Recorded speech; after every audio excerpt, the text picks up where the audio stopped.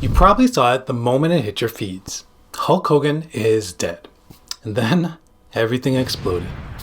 Rest in peace to a legend. He was my childhood. He was the GOAT. Or next to good riddance. He was a racist, an abusive jerk. Stop mourning monsters. Same headline, two completely opposite reactions. And the internet does what it always does. Shouting, judging, picking sides, even canceling people over their tributes.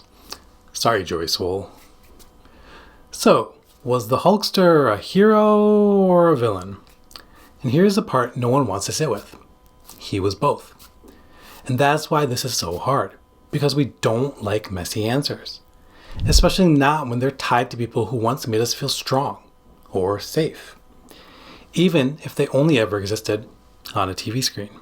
If you didn't grow up watching wrestling, maybe you're wondering, why does this matter so much?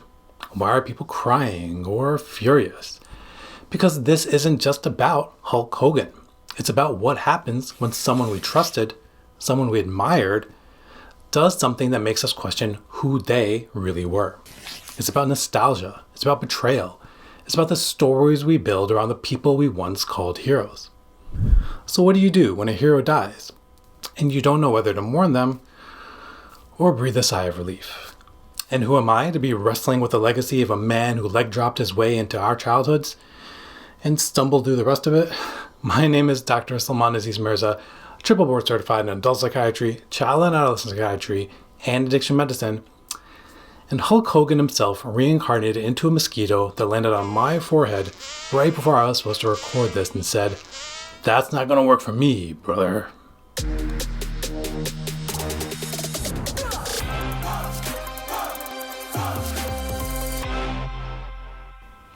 For a lot of people, Hulk Hogan wasn't just a wrestler. He was the guy. The mustache, the bandana, the red and yellow. That theme song that made you feel like you could do anything. I am a real American. Okay. He didn't just entertain, he preached. Say your prayers, eat your vitamins, believe in yourself. To a generation of kids, especially boys growing up in the 80s and the 90s, he wasn't just cool. He was what we wanted to be. Brave, loyal, honorable. And that's where it goes deeper. Because hero worship isn't just being a fan. It's personal. We attach meaning to these people. We let them shape who we think we are, or who we're trying to become. We don't just admire our heroes, we internalize them. They become symbols, guidelines for how to act, how to think, how to win, how to be seen. But here's where that gets tricky. Because when someone like Hulk Hogan dies, you're not just grieving a person, you're grieving a memory. The comfort of being on the couch after school, the way you and your father watched WrestleMania like it was sacred, the belief that good guys always win. And when the person behind that belief turns out to be different, it doesn't just hurt, it breaks something. Because it's not just the man you're mourning, it's the version of yourself that believed in him. And that kind of grief, it's not just sadness, it's destabilizing. It shakes your foundation, makes you question if any of it was ever real. What do you do when someone once meant everything to you, but they also did something you can't explain away? What happens when you're grieving a person you're not even sure you respect anymore? That tension, it has a name. Ambivalence is a psychological experience of holding two opposing truths and realizing that both are valid.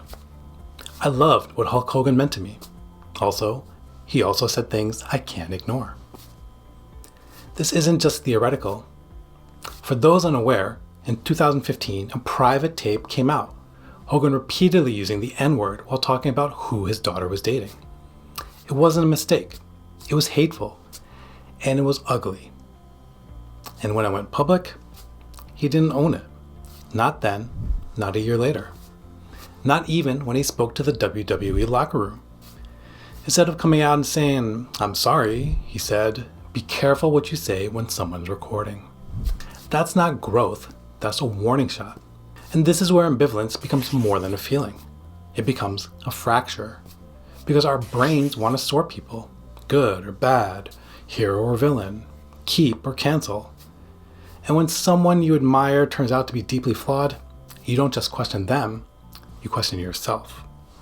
In therapy, especially in DBT or dialectical behavioral therapy, we teach a skill called dialectical thinking. The idea that two opposing truths can both be real. It doesn't mean you excuse harm, it means you learn how to hold the full story. And that's hard, especially for trauma survivors, because many of us were shaped by people who helped us and hurt us, sometimes in the same breath. A parent, a coach, a teacher, someone who gave us strength in one moment and left scars in the next. It's easier to split them into all good or all bad. But real healing doesn't happen on either extreme. And social media doesn't help. Outrage spreads. Hot takes win. Nuance isn't sexy and often gets ignored. So what do you do with all of it? The nostalgia, the disappointment, the anger. The part of you that still wants to say, but he meant something to me. You integrate. And that doesn't mean that you make excuses. It doesn't mean you pretend it didn't happen. It means learning how to hold the whole truth, even when it doesn't fit neatly together. In DBT, we call this wise mind, the space between emotional reaction and cold logic.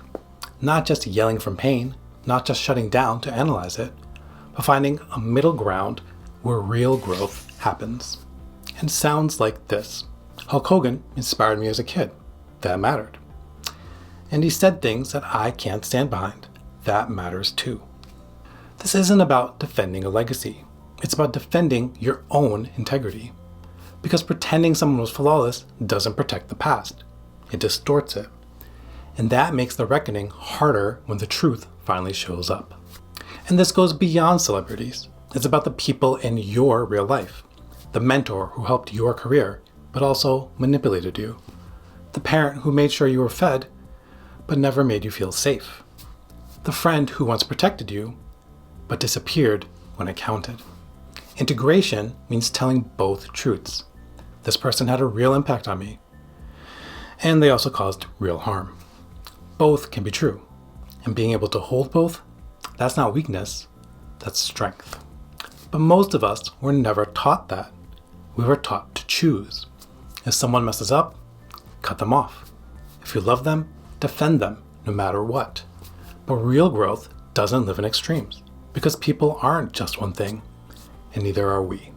The strength isn't in how hard you hold on, it's in how clearly you understand. Even if you don't forgive, even if you walk away, that's not cancel culture, that's clarity, and that's healing. So what do you do when someone like Hulk Hogan dies, and you feel everything? Gratitude, anger, nostalgia, shame, maybe even a little relief. You don't cancel those feelings, and you don't erase the person either. You remember them, honestly. Because someone can matter to your story and still have done real harm.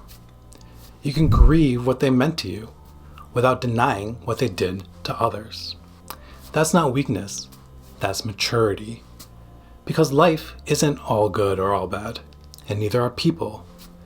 Maybe the real challenge isn't deciding who deserves to be remembered, but learning how to remember with your eyes open. As for me, I can't forgive Hulk Hogan. Not because people can't grow, but because he had a whole decade to show us, and he didn't. When he finally spoke to the people closest to his legacy, the WWE locker room, his message wasn't, "I'm sorry." It was, "Be careful what you say when the cameras are on." That wasn't remorse. That was the mask falling off. What I wanted was best said by Peter Rosenberg and Stat Guy Greg on the Cheap Heat podcast. Hogan needed to eat shit, meaning he had to own it and atone it and do whatever was asked of him by those he offended. And still, I remember what he meant to me as a kid, and I'm not going to pretend that that didn't matter. Now, I want to hear from you. Who's someone you've had to reevaluate? A public figure, a mentor, or a parent, maybe even a younger version of yourself. Drop it in the comments below, and let's talk about it. And if this gave you something to think about, or something you're still wrestling with, subscribe for more on mental health from a psychiatrist who lives in the real world, not just books and papers. And if you haven't seen it yet, check out my breakdown of The Iron Claw, the story of the Von Erich family and a legacy that still breaks me to this day. Check it out by clicking below. Until next time, be safe and be well.